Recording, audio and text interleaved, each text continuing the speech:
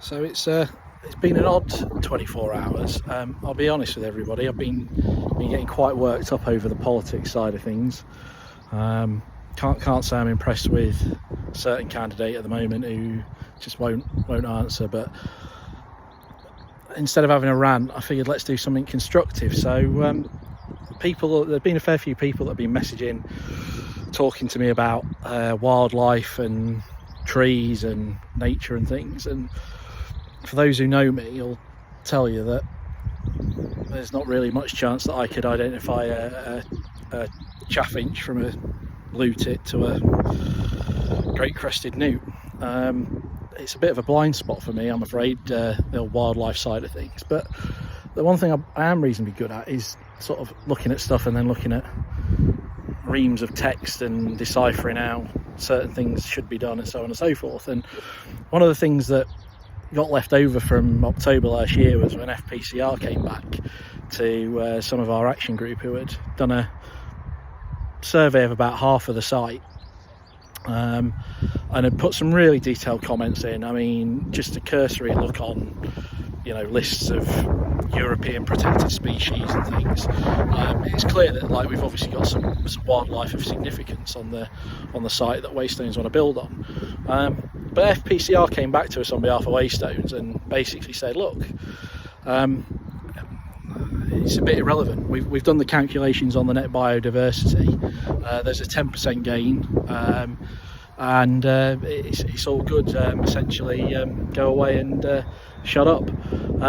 So I've been meaning to come back to them on this, and I'll be honest, a few things have cropped up in the meantime. There was obviously the incident with the pollution at Halsthorpe Dam, and where I'm stood now, and I'll put a map up on the video.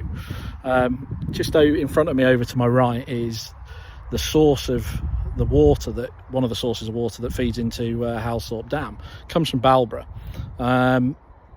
Turns out not many people knew about this. Oddly, Councillor Rob Saunders has put a response in on the planning portal to say that he's discovered it, and probably is pertinent if Waystones could answer how they're going to build over it and not affect the water source.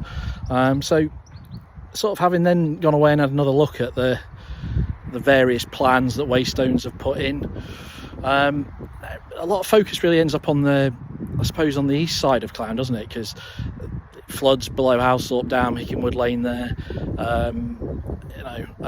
It's not really great. I think, to quote Mark Fletcher, don't build houses on areas where it floods. So where I'm stood now is where I'm going to want to sort of put warehouses and hotels and things. Probably not a good idea in my view. But they want to put a link road. So from the top of Booton Lane, there'll be a roundabout, and the picture that I'll put on the screen will be of the very long hedgerow with, I think, more trees than hedges, to be fair, that will be taken out. And then there'll be a road that's going to run across here and up to where I'm going to walk up to and carry on filming in a minute. And it's quite curious, really, because this is the main road onto the estate, so onto an estate for 1,800 houses. So this isn't going to be Gapsick Lane in terms of size, is it? Let's be honest, this isn't going to be a proper, industrial. This will be a proper road. Well, turns out that they are going to go through Forrests Plantation. It turns out that they are going to go across the water source that feeds into Halsthorpe Dam.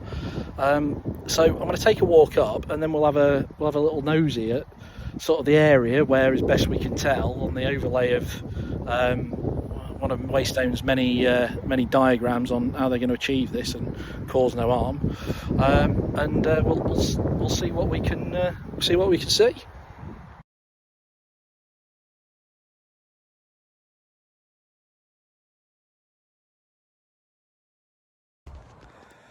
Right, well, made it through what can only be described as nature, and realised that I've done it in flip-flops and a pair of shorts. So just remembering that cardinal lesson that nature's like your first girlfriend. At some point she's going to hurt you. So anyway, I've made it to, I suppose, probably the first point of interest. So where I'm stood now, I'll turn the camera around, you can see the bridge that goes over the stream to into Halsthorpe Dam. And I'm actually going to walk just up here to the the left-hand side, and then we can have a look at where the water source actually comes in from Balborough, and then goes underground. And reading Councillor Saunders' missive over to Waystones and BDC, his point is essentially that it goes underground. So if you're going to dig up the ground and start laying foundations and things, how are we going to protect the water source? So we'll have a wander off through some more long-looking nature in my flip-flops, and see you in a few seconds.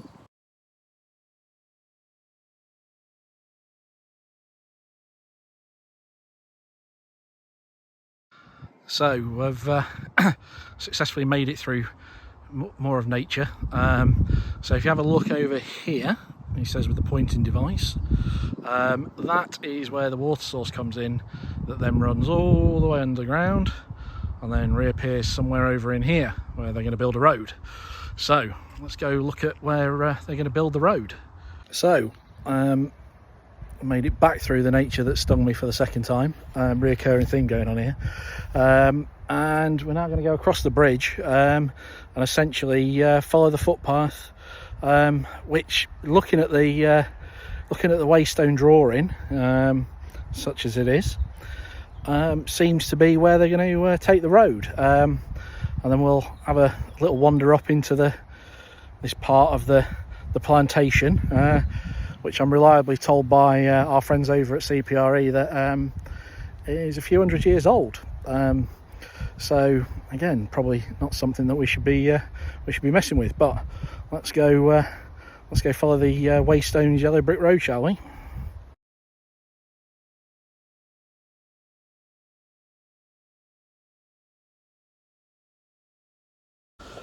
So I've made it successfully across the little stream that feeds into Alsort Dam. The water's looking quite good. See lots of little small fry and fishes swimming around, which is always a good sign, and hopefully means that the recent pollution incident that the Environment Agency have, I think, spent quite a lot of resources on actually investigating, hopefully means that that's cleared up. Although we'll check in with Mrs. Sibberin after I do this video. She always makes a good cup of coffee. So, there you go. We'll do a 360. I'm not entirely convinced that if you have this in your backyard, you should be building a road through it. You know, some of these trees look old, very old.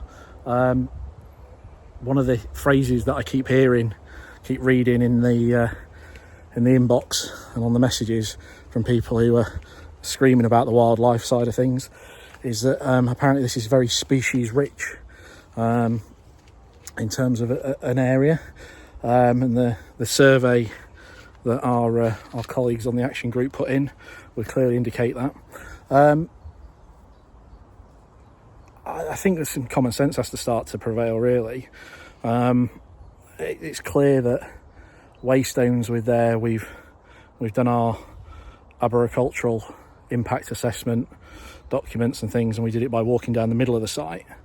Clearly that's not good enough. We need Bolsover District Council to step in, and I think it would be good if they did what they've done on the viability assessment, and they went off and spent a few pennies on going and getting a consultant who really knows what they're on about. And this is an interesting topic because we've done quite a bit of fundraising, and we've got a planning solicitor and things, and we've done a few certain specialised studies and surveys and things which will stick into the action group's response as and when we finally get to a point where it's probably worthwhile sticking it in.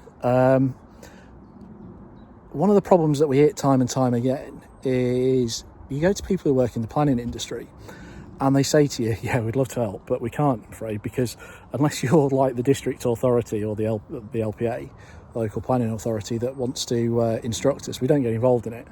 And talking to a few people, it seems to be that essentially it's a bit of a cottage industry. It's probably underselling it in terms of its financial size, but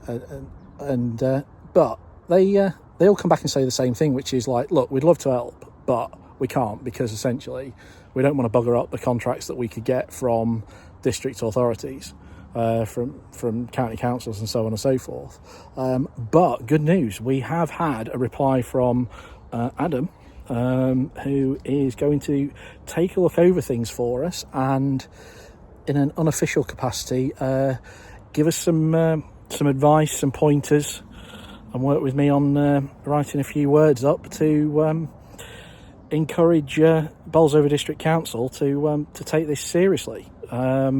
And I think probably will be the basis of a complaint that will stick in, and we will have to see where the planning bods land with this one. No doubt they'll probably just tell us no, and we'll have to make a song and dance over it. If you're a Clowne parish councillor, well, technically I'm in Balborough at the moment, aren't I? I'm the other side of the parish border. If you're a Balborough parish council, you probably want to be getting your tinfoil hat out and being prepared to hide under the desk for when we come to the next council meeting and harangue you over the fact that we've been fobbed off by BDC. I mean, we all know how the playbook goes now. But I think what's been really quite interesting, and I'm just going to go across the final bridge now and show people, is as we come out the other side. So now we're stood on the edge of the field where there are apparently going to be some houses. So if I turn round, you can start to see where the road's going to come out, where these houses are going to go, all the way over here. And I think if we just keep going back, and then you'll see where I've come out there. I think there's only really one question as to that needs asking with all of this. Which bright spark thought this was a good idea?